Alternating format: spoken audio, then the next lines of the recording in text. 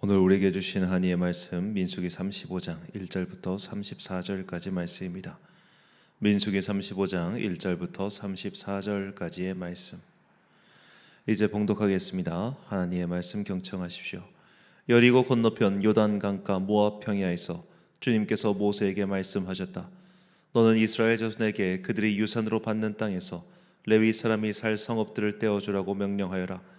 레위 사람에게는 성읍과 함께 그 주변의 목초지도 함께 주어라. 그래야만 그들이 그들의 재산인 가축대와 모든 짐승들을 그 목초지에서 기르면서 그 여러 성읍에서 살게 될 것이다. 너희가 레위 사람에게 줄 성읍 둘레의 목초지의 범위는 각 성에 다같이 성벽 둘레로부터 2천자까지의 지역이어야 한다. 성을 중심으로 하여 성 밖 동쪽으로 2천자, 남쪽으로 2천자, 서쪽으로 2천자, 북쪽으로 2천자씩을 재어라. 이것이 각 레위 사람의 성읍에 딸린 목초지이다. 너희가 레위 사람에게 줄 성읍들 가운데서 여섯은 도피성으로 만들어서 사람을 죽인 자가 그리로 도피할 수 있게 하고 이 밖에 별도로 레위 사람에게 42성읍을 주어라. 너희는 레위 사람에게 모두 48성읍과 거기에 딸린 목초지를 주어야 한다. 이스라엘 자손이 가지고 있는 땅을 떼어서 그것을 레위 사람에게 줄 때에는 각 지파들이 받은 몫의 비율대로 떼어내도록 하여라. 많이 가진 지파에서는 많은 성읍을 떼어내고 적게 가진 지파에서는 적게 떼어내어라. 주님께서 모세에게 말씀하셨다. 너는 이스라엘 자손에게 말하여라. 그들에게 다음과 같이 일러라. 너희가 앞으로 곧 요단강을 건너 가나안 땅에 들어가게 되거든 성읍들 가운데서 얼마를 도피성으로 정하여 실수로 사람을 죽인 자가 그곳으로 도피하게 하여라. 그 성읍들을 복수자를 피하는 도피처로 삼아서 사람을 죽게 한 자가 회중 앞에 재판을 받기 전에 죽는 일이 없도록 하여야 한다. 너희가 레위 사람에게 줄 성읍들 가운데서 이들 6성읍을 너희의 도피성으로 삼아라. 그 가운데 세 성읍은 요단강 동쪽에 두고 나머지 세 성읍은 가나안 땅에 두어 도피성이 되게 하여라. 이들 6성읍은 이스라엘 자손은 물론 이려니와 외국인이나 너희와 함께 사는 본토인이면 누구든지 실수로 사람을 죽게 한 자가 도피하는 곳이 될 것이다. 만일 쇠붙이 같은 것으로 사람을 쳐서 죽게 하였다면 그는 살인자이다. 그러한 살인자는 반드시 죽여야 한다. 사람을 죽일 만한 돌을 들고 있다가 그것으로 사람을 쳐서 죽게 하였으면 그는 살인자이다. 그러한 살인자는 반드시 죽여야 한다. 만일 사람을 죽일 만한 나무 연장을 들고 있다가 그것으로 사람을 쳐서 죽게 하였다면 그는 살인자이다. 그러한 살인자는 반드시 죽여야 한다. 이러한 경우에 그 살인자를 죽일 사람은 살인자의 피를 보복할 친족이다. 그는 그 살인자를 만나는 대로 죽일 수 있다. 미워하기 때문에 밀쳐서 죽게 하거나 몰래 숨어 있다가 무엇을 던져서 죽게 하거나 원한이 있어서 주먹으로 쳐서 사람을 죽게 하였으면 그는 살인자이다. 그러한 살인자는 반드시 죽여야 한다. 피를 보복할 친족은 어디서 그를 만나든지 그를 죽일 수 있다. 그러나 아무런 원한도 없이 사람을 밀치거나 몰래 숨어 있거나 무엇을 던지거나 한 것이 아니고 잘못 보고 굴린 돌이 사람에게 맞아 그를 죽게 하였으면 그 가해자가 피해자의 원수가 아니고 더욱이 그를 해칠 의사가 전혀 없었던 것이므로 회중은 이러한 규례에 따라서 그 가해자와 피를 보복할 친족 사이를 판단해야 한다. 회중은 그 살인 혐의를 받은 사람이 피를 보복할 피해자의 친족에게서 보복을 당하지 않도록 그 살인 혐의자를 그가 도피한 도피성으로 돌려보내야 한다. 그리고 그는 거룩한 기름을 부어 성직에 임명된 대제사장이 죽을 때까지 거기에 머물러야 한다. 도피성으로 피한 그 살인자가 도피성의 경계 밖으로 나갔을 때에 마침 피를 보복할 친척이 그를 알아보고 도피성의 경계 밖에서 죽였으면 그 친척에게는 아무런 살인죄도 적용되지 않는다. 살인자는 반드시 대제사장이 죽을 때까지 도피성에 머물러 있어야 하고 대제사장이 죽은 다음에야 비로소 자기 소유지가 있는 땅으로 돌아갈 수 있다. 위에서 말한 율례는 너희가 어디에 가서 살든지 자자손손 모든 세대에 적용되는 율례이다. 누구든지 사람을 죽인 사람은 살인자이므로 반드시 죽여야 한다. 그러나 거기에는 증인들이 있어야 한다. 오직 한 증인의 증언만으로는 어느 누구도 죽이지 못한다. 살인죄를 지었을 때에는 살인범에게서 속전을 받고 목숨을 살려 주어서는 안 된다. 그는 반드시 죽여야 한다. 대제사장이 죽기 전에는 도피성으로 피한 사람에게 속전을 받고 그를 제 땅으로 돌려보내어 살게 해서는 안 된다. 너희가 사는 땅을 더럽히지 말아라. 피가 땅에 떨어지면 땅이 더러워진다. 피가 떨어진 땅은 피를 흘리게 한 그 살해자의 피가 아니고서는 깨끗하게 되지 않는다. 너희가 사는 땅 곧 내가 머물러 있는 이 땅을 더럽히지 말아라. 나 주가 이스라엘 자손과 더불어 함께 머물고 있다. 아멘. 끝까지 정직할 사람들이란 제목으로 하나님의 말씀 선포하겠습니다. 관심 있으신 분들은 아시겠지만 최근에 가장 인기 있는 드라마는 김은숙 작가가 쓴 더 글로리라는 작품이죠. 이 작품이 아마 대중들의 열광을 얻는 것은 그 줄거리가 매우 단순하기 때문일 겁니다. 그냥 권선징악입니다. 고등학교 시절 학교 폭력 피해자가 18년의 세월 동안 복수의 칼을 갈다가 마침내 그 복수를 성공한다는 굉장히 그냥 통쾌한 줄거리의 단순한 작품이기 때문에 아마 가장 인기가 있을 겁니다. 물론 권선징악이로 다 잘 된 거 아니고 시청자들의 설득력이 있어야겠죠. 아마도 시청자들의 입장에서 가장 설득력이 있는 부분은 이 복수자, 이제 어렸을 적 피해자가 복수자가 되었는데 이 복수하는 주인공이 굉장히 착한 사람이기 때문일 거예요. 그는 복수에 눈이 멀어서 모든 것을 불태우는 그런 사람이 아닙니다. 복수는 해야겠지만 그 복수에 어쩔 수 없이 휘말려 들 수밖에 없는 주변 관계자들에게는 진심으로 미안한 마음을 가지고 있고, 또 복수를 하면서도 그 복수의 여파가 최소한으로 번지게끔, 그러니까 자기가 원래 원했던 그 목표에게만 집중될 수 있게끔 모든 것을 설계하고 달려들지요. 자, 그렇게 어떻게 보면 착한 복수자이기 때문에 그의 복수가 대중들에게는 어떻게 보면 일종의 사이다 같은 역할을 제공했죠. 만약 복수를 한다고 해서 그가 주변의 모든 것들을 불태우는 사람이었다면 그는 그냥 복수에 미친 복수마, 살인마, 혹은 미친 사람, 이렇게 취급을 받았겠죠. 역사상 그런 복수에 미친 사람들이 꽤 많았습니다. 대표적인 사례 중 하나가 이 삼국지에 나오는 조조지요. 조조는 그의 아버지가 이 서주 일대에서 살해를 당하자 당시 서주를 다스리고 있던 도겸과 그의 가족들과 그의 백성들까지 모조리 다 몰살시켜 버립니다. 그 일 때문에 그의 밑에 있던 사람들도 그를 떠나고 또 그의 주변 사람들도 그를 되게 저 사람 진짜 미친 사람이구나라고 두려워하게 된 계기가 되었죠. 그가 단순히 막 부모의 복수에 불타서 이렇게 했다기보다는 그는 사람들에게 나 한번 꼭지 돌면 이런 사람이야, 그러니까 너희 나 함부로 건들면 안 돼, 이런 공포심을 심어주기 위해서 사람들을 이렇게 마구 해친 것이죠. 자, 복수라고 하는 감정은 굉장히 불과 같아서 쉽게 번지고 또 물불을 가리지 않는 습성이 분명히 있습니다. 우린 드라마든 영화든 현실이든 정말 복수에 미쳐가지고 그 사람뿐만 아니라 그 주변 사람 모두에게까지 그 불꽃을 다 피우는 경우를 너무나 많이 보지요. 자, 이처럼 이 복수라고 하는 관점에서 우리는 오늘 본문의 사건을 다시 한번 봐야 됩니다. 주님께서는 이 복수에 휩싸인 인간들이 자신 그 복수의 대상자뿐만 아니라 주변 모든 사람들을 불태우고 또 앞뒤 가리지 않고 달려들 것을 염려하여 바로 도피성이라는 것을 만들어 놓으신 거예요. 본문 11절과 12절 말씀. 너희를 위하여 성읍을 도피성으로 정하여 부지 중에 살인한 자가 그리로 피하게 하라. 이는 너희가 복수할 자에게서 도피하는 성을 삼아 살인자가 회중 앞에 서서 판결을 받기까지 죽지 않게 하기 위함이니라. 아멘. 자, 우리가 계속해서 보고 있지만 하나님의 율법은 살인한 자는 그냥 이유 불문하고 불문곡직하고 그는 죽여야 한다, 사형에 처해야 된다, 그렇게 말씀하십니다. 굉장히 심플한 이렇게 법을 정해놓으신 이유는 온갖 이유로 살해를 하고 나서도 그것에서 벗어나가는 사람들이 있기 때문이죠. 그러니까 우리가 이런 단순한 복수에 열광하는 이유는 실제로 사람을 죽이고도 여러 가지 이유로 심신미약이었다, 술에 취했었다, 기타 등등의 이유로 빠져나가는 사람들이 있다 보니까 그런 것에 대해서 대중들은 분노를 느끼지 않습니까? 그런 것들을 누군가 대리해줬을 때 속 시원해지는 것처럼 하나님의 율법은 단순합니다. 네가 사람을 해쳤어? 그럼 너도 당해봐. 그래서 그의 아픔이 무엇인지 너는 알아야 돼, 이겁니다. 그리고 너도 아프지? 그럼 저 사람도 아파. 그러니까 함부로 남을 아프게 하면 안 돼. 이것이 하나님의 법의 아주 심플한 이유죠. 그리고 하나님은 여기에 예외를 두지 않으십니다. 예외를 두는 순간부터 계속해서 사람들이 빠져나갈 구멍을 찾고 결국 법이라고 하는 것이, 물론 이제 제가 법을 뭐든 다 아는 것은 아니지만 소위 말해 법 기술자 전문가들이 동원되면 여러 가지 빠져나갈 구멍이 생기는 것은 또한 사실이지요. 역사가 그렇게 발전되어 왔고요.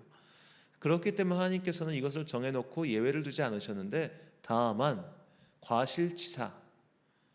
과실치사에 대해서는 이것이 명명백백하게 밝혀지고 할 때까지는 이 피해자의 유족들이 그 복수심 때문에 그 사안이 제대로 밝혀지지 않았는데 복수가 이루어지지 않도록 이들이 도피할 수 있는 도피성을 마련해 두신 것이죠.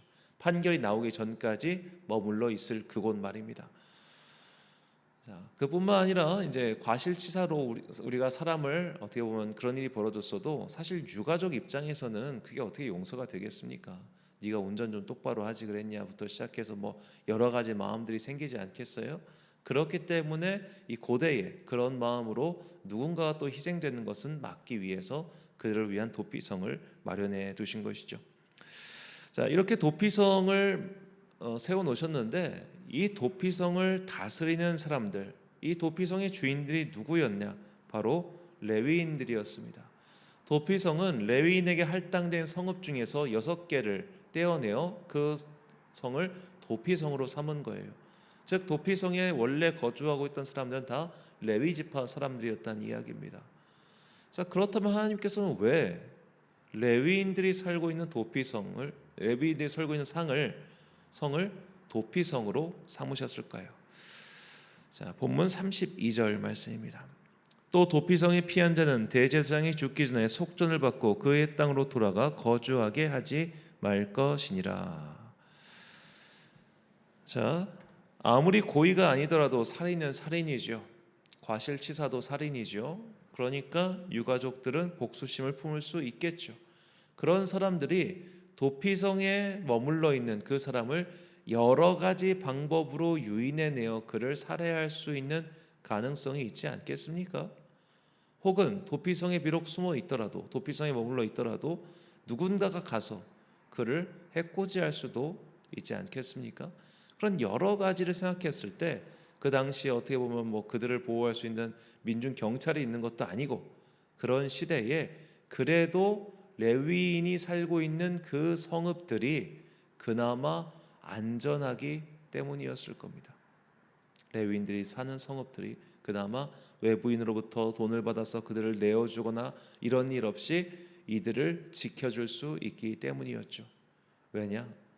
레위인들이 그래도 레위인들이 너희가 나를 섬기는 일을 하는 또 나의 몫으로 할당받은 너 레위인들은 그래도 저 사람들의 돈을 받고 이들을 내어주거나 하는 일이 있으면 안 돼라고 하시는 것이죠. 세상 사람들 혹은 다른 사람들은 돈을 받고 판결을 굽게 하거나 돈을 받고 저 사람을 내어주거나 하는 일이 혹여나 발생할 수 있지만 나의 몫으로 할당받은 나의 사람들인 레위인, 그래도 물론 이제 성막의 일이 정착한 이후에는 성막의 일이 확 줄어들죠. 들고 이동할 일이 없으니까. 그래도 이제 순서에 따라서 반차라고 하는데 그 순서에 따라서 성막의 일을 해야 되는데 그런 일을 하는 너희 레위인들은 그나마 쟤들보다는 낫잖아. 그나마 쟤들보다는 정직하잖아. 그러니까 너희가 이 역할을 수행해라고 해서 맡기신 것이다. 저는 그렇게 생각합니다. 이것이 오늘 우리에게도 동일하게 적용되는 하나님의 말씀입니다. 사실 세상 사람들이 볼 때 야 너희랑 우리랑 뭐가 다르냐라고 할 때가 종종 있겠죠. 이 기독교를 풍자하거나 혹은 교회 다니는 사람들을 풍자하는 그런 만화, 그림, 예술 매체 어디 한둘입니까? 아까 말씀드렸던 이 더 글로리라는 드라마가 왜 이 목사인 제가 그 드라마를 자주 언급하냐면 거기에 나오는 그 학폭 가해자 중 한 명이 목사 딸로 등장하고 결국 그 목사도 여러 가지 그런 사회적 무리에 가담한 걸로 마지막에 등장해요. 그러니까 이 드라마에서 목사와 교회와 예배는 굉장히 좀 나쁜 걸로 등장을 해요. 그래서 이제 기독교 매체에서는 그것에 대해서 좀 걱정하기도 했었는데 뭐 여하튼 간에 이런 식으로 사람들은 니들도 별로 다를 거 없잖아. 너희들도 부정하잖아. 너희들이 뭐가 정직해? 라고 말을 하지요. 그래도 낫다는 겁니다. 그래도 나아요. 여러분 아무리 확률적으로 생각해봐도 누가 그런 말을 하더군요. 목사가 아무리 나쁜 놈이라도 목사더라고. 세상에서 나쁜 짓 하는 사람 비교할 수가 있겠냐고. 그것은 그의 악함을 덮어주기 위한 말이 아니라 우리가 버릴 수 있는 수준의 한계라는 게 있다는 겁니다. 수준의 한계, 그 한계를 정말 넘는 일이 드물어요. 퍼센테이지로 따져보면 우리가 이제 매체나 그런 것에 자극적으로 느껴지기 때문에 그런 거지, 퍼센테이지로 따져보면 비할 수가 없어요. 그래도 믿는 자가 낫다는 겁니다. 그래도 너희는 끝까지 정직할 가능성이 저들보다는 높다는 거예요. 우리가 그 가능성을 높여주는 사람이 되어야 한다는 겁니다. 돈을 받고 판결을 굽게 하거나 돈 때문에 하나님의 법을 저버리는 일이 없도록 끝까지 하나님께 정직해야 하는 사람들, 끝까지 하나님의 말씀을 지켜야 하는 사람들, 끝까지 주님께 의지하며 하나님의 이 정신을 수호하기 위해 나의 손해를 감수할 수 있는 사람들, 그가 바로 이 땅의 소금과 빛과 같은 크리스찬이라는 겁니다. 주님께서는 그런 자들을 당신의 성전으로, 당신과 가까운 곳으로 불러 초청하신다는 것을 잊지 마십시오. 시편 15편 1절에서 5절까지의 말씀입니다. 여호와여, 주의 장막에 머무를 자 누구오며 주의 성산에 사는 자 누구오니까? 정직하게 행하며 공의를 실천하며 그의 마음에 진실을 말하며 그의 혀로 남을 허물하지 아니하고 그의 이웃에게 악을 행하지 아니하며 그의 이웃을 비방하지 아니하며 그의 눈은 망령된 자를 멸시하며 여호와를 두려워하는 자들을 존대하여 그의 마음에 서운한 것은 해로울지라도 변하지 아니하며 이자를 받으려고 돈을 구워주지 아니하며 뇌물을 받고 무죄한 자를 해하지 아니하는 자이니 이런 일을 행하는 자는 영원히 흔들리지 아니하리이다. 아멘. 사랑하는 천안광성교회 성도 여러분, 그리고 이 새벽을 함께 깨우고 계신 귀한 주님의 자녀 여러분, 주님께서는 돈이나 권력 등에 굴복하여 하나님의 율법을 굽게 하는 것을 매우 싫어하십니다. 율법 앞에서 굽힘없이 정직하게 행동하는 자들이야말로 여호와의 장막 곧 성막에 어울리는 자들이며 하나님께서 계신 그곳에 가까이 갈 수 있는 자들이라는 것을 잊지 마십시오. 주님께서는 먼저 이 사명을 레위인에게 맡기셨고 오늘 우리에게도 동일하게 맡기고 계십니다. 주님께서 이스라엘 민족을 만방에 대한 제사장 나라로 세우셨듯이 오늘 우리를 이 세계의 제사장으로 세우셨음을 잊지 마십시오. 이것 때문에 안 되고 저것 때문에 안 된다, 그런 식으로 하나님의 말씀 앞에서 핑계를 대지 맙시다. 하나님의 율법 앞에서 굽힘이나 왜곡 없이 정직하게 행동해 보십시다. 주님께서는 율법 앞에서 정직하게 행동하는 우리를 기뻐하시고 주님의 나라에서 우리를 가까운 곳으로 부르사 우리를 마침내 인정하시고 또 칭찬해 주실 것입니다. 세상의 인정이나 칭찬 그리고 영광 따위가 아닌 주님께 가까이 함이 복 중에 복이라는 것을 깨닫고 항상 주님의 말씀 앞에서 정직하게 행동하는 여러분과 제가 되시길 예수님의 이름으로 축원합니다. 기도하겠습니다. 사랑과 은혜가 충만하신 아버지 하나님, 오늘 이 새벽 주님의 율법 앞에서 정끝까지 정직하게 행동할 레위인들의 그 모습을 통해 오늘 우리가 무엇을 해야 하는지를 깨닫게 해주시니 감사합니다. 이것 때문에 안 돼, 저것 때문에 예외를 둘 수 있어, 이런 식으로 자꾸만 내 삶에 말씀의 핑계거리를 만들지 않게 하시고 주님 앞에서 정직하게 율법을 지키는 제사장의 한 일파가 되게 하여 주옵소서. 우리가 이렇게 주님의 율법 앞에서 주님 앞에서 정직하게 행동할 때 주님께서는 주님께 가까운 그곳으로 나를 부르시어 우리를 삶을 더욱더 당신의 손 위에 있게 하시고 우리를 세상의 여러 가지 어려운 일들로부터 건져주실 것을 믿습니다. 비록 세상의 풍파가 다가오고 어려운 일이 닥치고 유혹이 몰려온다 할지라도 끝까지 주님 앞에서 정직하게 행동하는 당신의 자녀들 되게 하여 주옵소서. 한 주간의 중간인 수요일입니다. 오늘도 시간과 공간을 구별하여 주님께 예배드리는 모든 자녀들에게 복과 은혜 내려주시고 주의 말씀이 내 삶의 길이며 진리며 빛이라는 것을 깨닫고 말씀을 깨닫는 불변력과 함께 주님의 은혜를 날마다 묵상하고 그 말씀이 비춰주는 그 길과 진리를 따라 살아가는 당신의 자녀들 되게 하여 주옵소서. 오늘 하루도 참 좋으신 우리 주님의 은총과 평강이 모든 성도들의 가정과 일터 가운데 있기를 간절히 소망하오며 이 모든 말씀 우리 구주 예수 그리스도의 이름으로 기도드립니다. 아멘. 오늘의 기도 제목입니다. 사람의 정의나 관계보다 중요한 것은 하나님의 율법 앞에서 정직하게 행동하는 것입니다. 주님 앞에서 정직하지 못한 나의 모습은 무엇입니까?